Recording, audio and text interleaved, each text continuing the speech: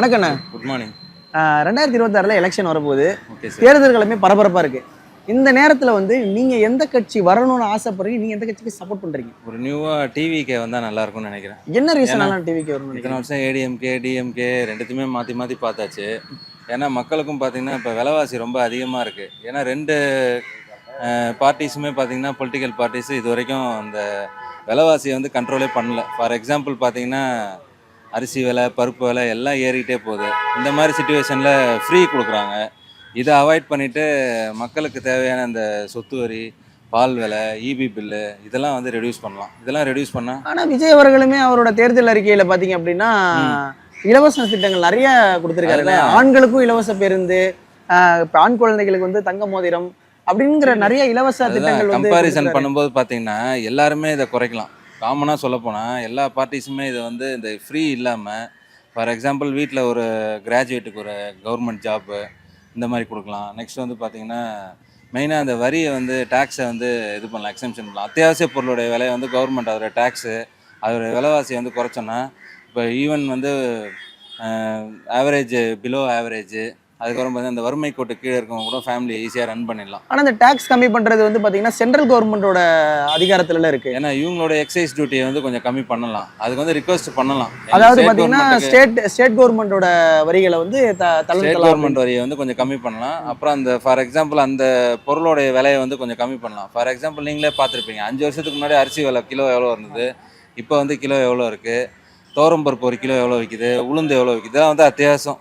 இப்போ நம்ம டெய்லி ஃபுட்டில் வந்து இதெல்லாம் தேவைன்ற மாதிரி இம்பார்ட்டண்ட்டாக ஆகிடுச்சு, எசென்சியல் ஆகிடுச்சு. அதனால் இதோடைய விலைவாசியை வந்து ஒரு சடனாக குறைச்சோன்னா மக்களுக்கு ஒரு பெரிய சுமை வந்து கம்மியாகும்.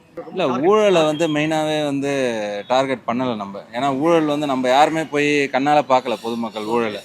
ஏன்னா அந்த நியூஸை வச்சு தான் நம்மளே தெரிஞ்சுக்கிறோம் ஊழல் அப்படின்னு. பொதுவாக என்னுடைய ஆப்ளிகேஷன் கோரிக்கை என்னென்னா எல்லா பார்ட்டிஸுக்குமே சொல்கிறேன், யார் வராங்களோ மக்களுக்கு வந்து கொஞ்சம் ரொம்ப ப்ரெஷராக இல்லாமல் விலைவாசியை கம்மி பண்ணாங்கன்னா ரொம்பவே யூஸ்ஃபுல்லாக இருக்கும்.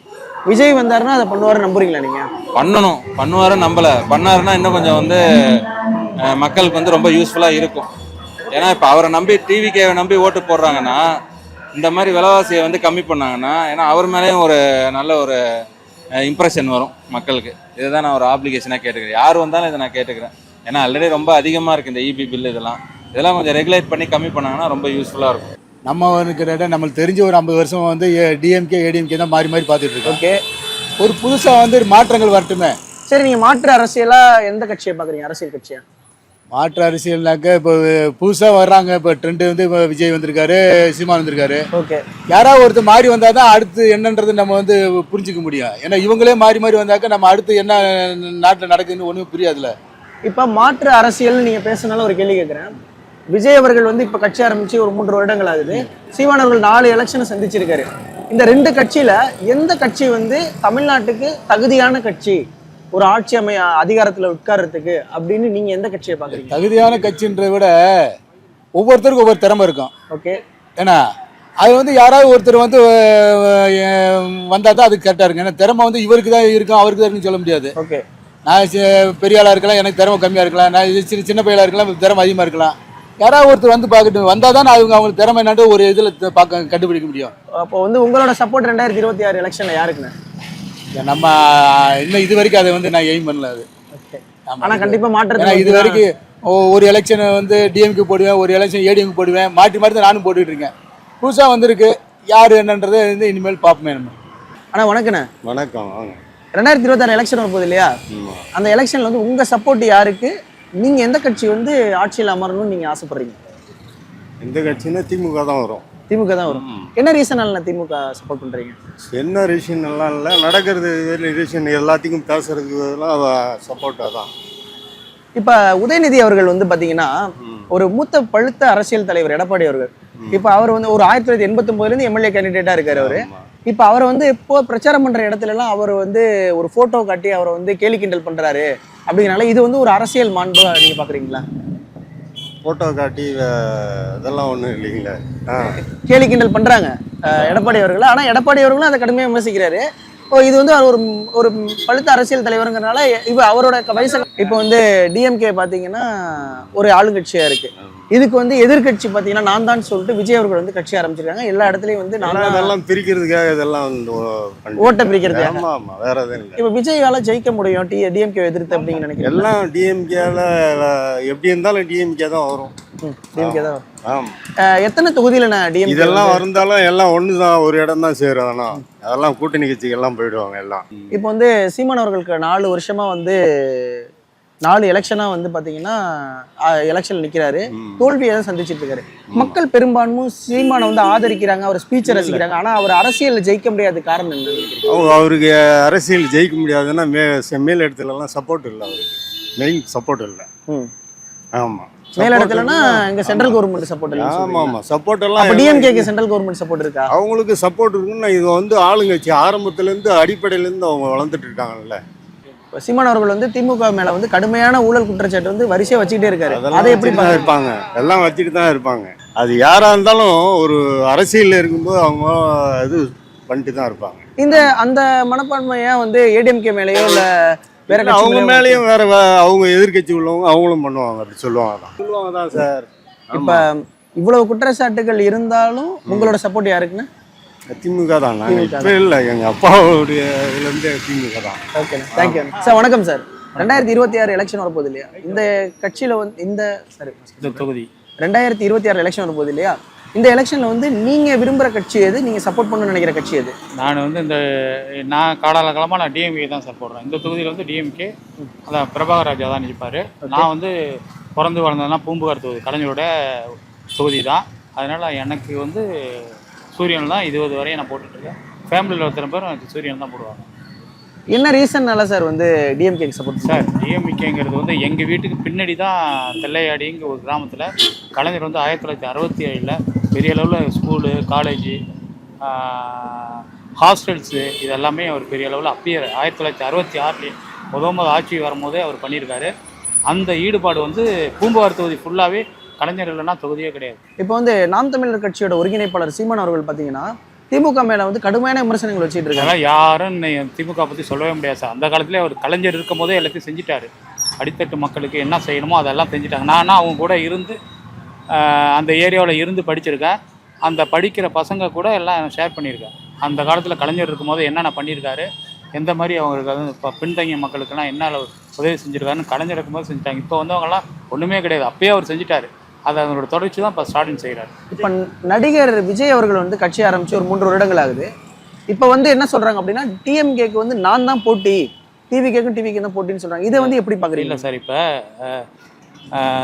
இது விஜயை பொறுத்த வரையும் அவர் வந்து அடிமட்டமாக ஸ்டெப் பை ஸ்டெப்பாக வந்திருந்தாருன்னா வரவேற்கலாம். எடுத்தோடனே சிஎம்மாக தான் உட்காரணும், டிப்டி சிஎம் தான் உட்காரணுங்கிற கான்செப்ட் எல்லாம் தப்பான கான்செப்ட். அப்படி பார்த்தா உதயநிதி ஸ்டாலின் அவர்களும் அவரும் வந்து இப்போ வந்து எம்எல்ஏ நிற்கிறாரு, உழைக்கிறாரு, எல்லா ஏரியாவும் போய் மக்களை பார்க்குறாரு. இவர் அதே போல் எல்லா ஏரியாவும் இப்போ மக்களை பார்க்கணும், அடித்தட்டு மக்கள்கிட்ட இறங்கி வேலை செய்யட்டும், எல்லாரையும் கீழே உள்ளவங்கள மாவட்டம் வட்டம்னு கொண்டு வரட்டும். அதுக்கப்புறம் அவர் வந்து இம்ப்ரூவ் பண்ணால் வசதியாக இருக்கும். எடுத்தோடனே நான் சிஎம் தான் டிஎம்கே எகேன்ஸ்டாக செட் பண்ணணும் சுற்றுறதுக்கு சான்ஸே இல்லை. இது வந்து முழுக்க ஸ்டார்டிங் தான் ஃபுல்லாக அவர் உதயநிதி தான், அவர் தான். அதுக்கப்புறம் எப்படின்னு தெரியாது. அவங்க 2 பேரும் தான் ரூலிங் பண்ணுறதுக்குள்ள தகுதி தமிழ்நாட்டுக்கு இருக்குது, வேறு யாருக்குமே கிடையாது. இப்போ திமுக அரசு வந்து ஒரு கவர்ச்சிகரமான ஒரு திட்டத்தை வந்து வெளியிட்டிருக்காங்க. அது நல்ல கூப்பன் சொல்கிறீங்க இல்லையா? அது நல்ல கான்செப்ட் சார். நம்ம வீட்டில் எந்த பொருளோ தேவையில்லாத பொருளோ ஏதோ அந்த மிக்சியோ கிரைண்டரோ ஏதோ அதை கொடுத்துட்டு எக்ஸ்சேஞ்ச் பண்ணுறதுக்கு இது நல்ல சூப்பரான கான்செப்ட்டு. இது வந்து எல்லாரும் எடுத்துக்கிறது தான். ஏதோ கொடுத்துட்டு காசை கொடுத்துட்டு 10,000 கொடுத்துட்டு அதில் 20,000 மேற்கொண்டு போட்டு ஒரு பொருளை வாங்குறதா, நம்ம இருக்கிற பழைய பொருளை கொடுத்துட்டு புதுசாக ரினியூல் பண்ணிக்கிறது தேவையான ஒன்று தான். சூப்பரான அதன் மூலமாக மக்கள் வந்து என்ன வேணுமோ அதை கூட வாங்கிக்கலாம். அவங்களுக்கு என்ன தேவையோ அதை வாங்கிக்கலாம். மிக்சி வாங்கிக்கலாம், மிக்சிலாம் டெய்லி யூசேஜ். அதனால் அதை வந்து அவங்க வந்து என்ன பண்ணுறாங்க, இதை கொடுத்துட்டு புதுசாகவும் மாற்றிக்கலாம். அடுத்து ஃப்ரிட்ஜு, அதுக்கு அடுத்தது நம்ம கிரைண்டர் டெய்லி யூசேஜ் தான், அதை கொடுத்துட்டு மாற்றிக்கலாம். அதனால் இன்றைக்கி காலகட்டத்தில் அது தேவையான ஒன்று, மக்களுக்கு யூஸ் ஆன ஒன்று தான், வேறு ஒன்றுமே இல்லை. Thank you sir. தேங்க்யூ. என்ன அண்ணா வணக்கண்ணே.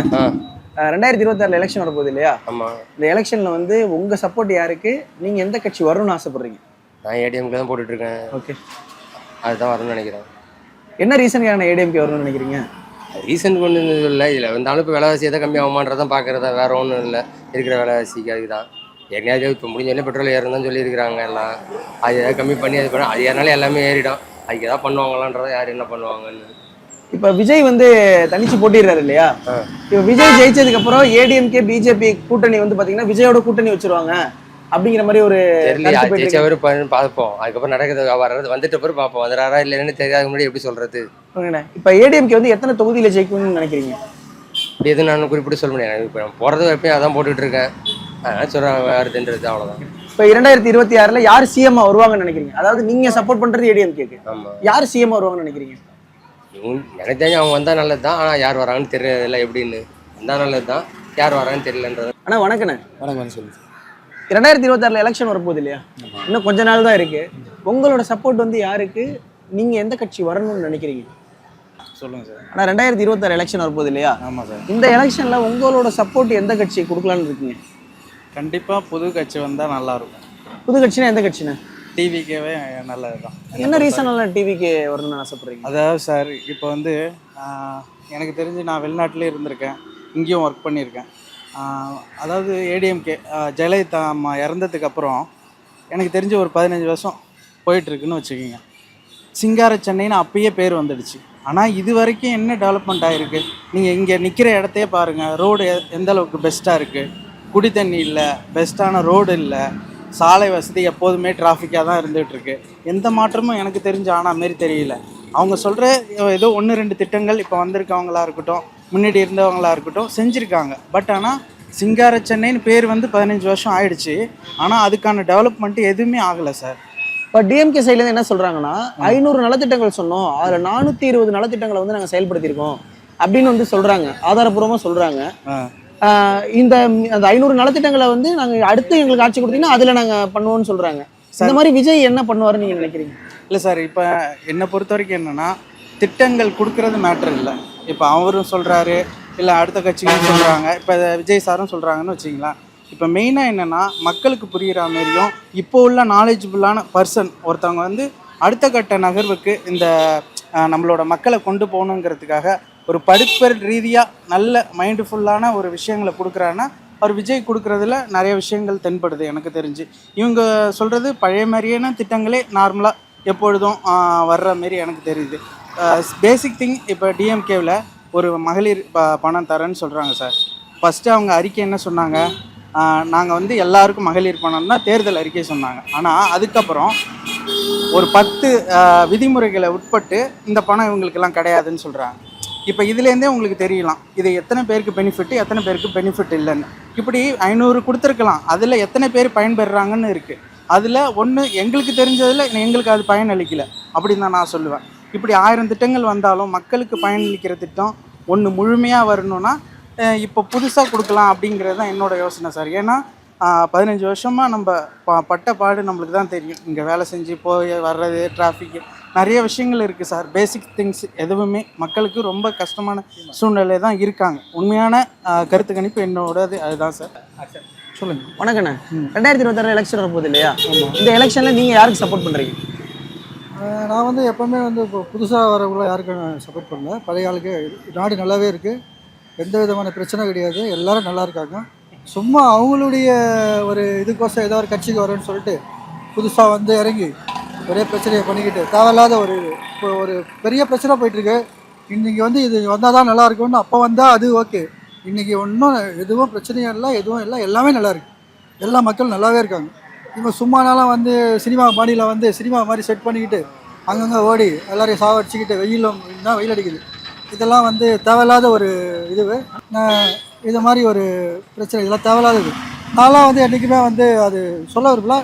நம்மளுக்குன்னு ஒரு கொள்கையாக இருக்கிற கட்சிக்கு நம்ம ஓட்டு போடுவோம். அதெல்லாம் ஒன்று. இப்போ விஜய் வந்து ரொம்ப கடுமையாக விமர்சிக்கிற கட்சியில் ஒன்று வந்து பார்த்தீங்கன்னா நாம் தமிழர் கட்சி.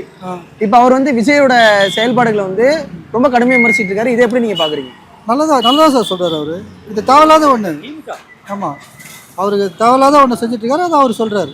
ஓகே, அதனால ஒன்றும் பிரச்சனை இல்லை. இப்போ அதே நாம் தமிழர் கட்சி பார்த்தீங்க அப்படின்னா திமுக வந்து ஒரு ஊழல் கட்சின்னு சொல்லிட்டு அவங்களோட ஊழலை பட்டியலிடுறாரு. அவர் திமுகவை வந்து ஊழல் சொல்லிட்டு அவர் ஒண்டி சொல்லல, ஊரில் இருக்கிற அத்தனை கட்சியும் சொல்கிறாங்க. ஏன்னா அந்த பாவப்பட்ட கட்சி அது. அந்த காலத்துலேருந்து இந்த காலம் வரைக்கும் ஊழல் சொல்லி தான் இவ்வளோ காலமாக ஆண்டுட்டு இருக்காங்க, இவ்வளோ காலமாக வந்துட்டு இருக்காங்க. அது வந்து அவங்களுக்கு வந்து அது ஒரு கொள்கையாக எடுத்துக்கிறாங்க. அதாவது டிஎம்கேவை எதிர்த்தோம்னா நம்மளுக்கு ஓட்டு கிடைக்கின்ற மாதிரி அவங்க எல்லாமே இவருன்னு இல்லை, எல்லாமே. இப்போ இவருக்கு என்ன தெரியும், ஒருத்தர் புதுசாக வந்திருக்காரு, அவர் ஃபுல்லாகவே டிஎம்கேவை தான் எதிர்க்கிறாரு. கட்சியை பற்றி தெரியுமா? என்ன தெரியும்? சினிமா ஃபீல்டிலே அவருக்கு சப்போர்ட் பண்ண மாட்டான் எவனும். அது மாதிரி தான் திட்டிட்டு இருக்கானுங்க எல்லாரும். ஆனால் வந்து அவர் டிஎம்கே ஒரு சிஎம் எதிர்த்து பேசுகிறாரு, சிஎம் திட்டுறாரு, என்னென்னவோ பேசிட்டு இருக்காரு. அவங்க கூட ஒரு 10 பேர் போயிட்டு தான் இருக்காங்க. அதெல்லாம் அவங்களோட கட்சியில உள்ள நிர்வாகிகள்லாம் என்ன சொல்றாங்கன்னா, விஜய் அவர்களை பார்த்து தான் டிஎம்கே தலைவர் ஸ்டாலின் அவர்களே பார்த்தீங்கன்னா இந்த பேண்ட் ஷர்ட் ஒரே மாதிரி போடுறாரு, அந்த மாதிரிலாம் கருத்து சார் வைக்கிறாரு. இவர் என்னைக்கு சார் வந்தார், அவர் என்னைக்கு சார் இருக்காரு? இதெல்லாம் அர்த்தமில்லாத பேச்சு. அவன் ஏதோ பேசிக்கிட்டு இந்த மாதிரிலாம் பேசினா இவனை 4 பேர் பார்ப்பான்றதால அவன் அது மாதிரி பேசிகிட்டு இருக்கான். புரியுதுங்களா? இவருக்கு முன்னாடியே இவருக்கு என்ன வயசாகுது, விஜய்க்கு என்ன வயசாகுது? விஜய் எப்போ ட்ரெஸ் போட்டார், இவர் எப்போ ட்ரெஸ் போட்டார்? இப்போ நீங்கள் இந்த வயதை பற்றி சொன்னனால நான் ஒரு கேள்வி கேட்குறேன். இப்போ ஒரு மூத்த அரசியல் கட்சி தலைவர் வந்து எடப்பாடி பழனிசாமி அவர்கள் 1989 எம்எல்ஏவாக இருக்கார் அவர். ஆமாம் ஸோ அப்பேற்பட்ட ஒரு தலைவரை, அவர் ஒரு எதிர்க்கட்சி தலைவரும் கூட. ஆமாம் அவர் வந்து உதயநிதி அவர்கள் பிரச்சாரம் போகிற இடத்துலலாம் வந்து ரொம்ப கடுமையாக கிண்டல் அடிக்கிறாரு. ஆமாம். அது ஒரு எள்ளி நகையாடுற மாதிரி இருக்கு ஒரு ஃபோட்டோவை காட்டி. இது வந்து ஒரு அரசியல் மாண்பா பார்க்குறீங்களா? அது தப்பு தான். இருந்தாலும் வந்து அவர் வந்து இந்த மாதிரி அவர் ஏன்னா அவங்கள வந்து சும்மா இல்லை. அந்த இவர் வந்து எப்படி வந்தார், எடப்பாடி எப்படி வந்தார் கட்சிக்கு, எப்படி இப்போ இருந்தார், எப்படி செஞ்சாருன்னு தான் அவன் சொல்லி காட்டுறான். அவ்வளோதான், மற்றபடி ஒன்றும் இல்லை. அதை வந்து ஒரு கிண்டலாக பண்ணுறது தப்பு. அது AVI மூவி மேக்கர்ஸ் யூடியூப் சேனலை லைக் பண்ணுங்க, ஷேர் பண்ணுங்க அண்ட் மறக்காம சப்ஸ்கிரைப் பண்ணுங்க. அண்ட் அது மட்டும் இல்லாம இந்த நிகழ்ச்சி பத்தின கமெண்ட் உங்களுக்கு ஏதாவது இருந்ததுன்னா கமெண்ட் செக்ஷன்ல கமெண்ட் பண்ணுங்க.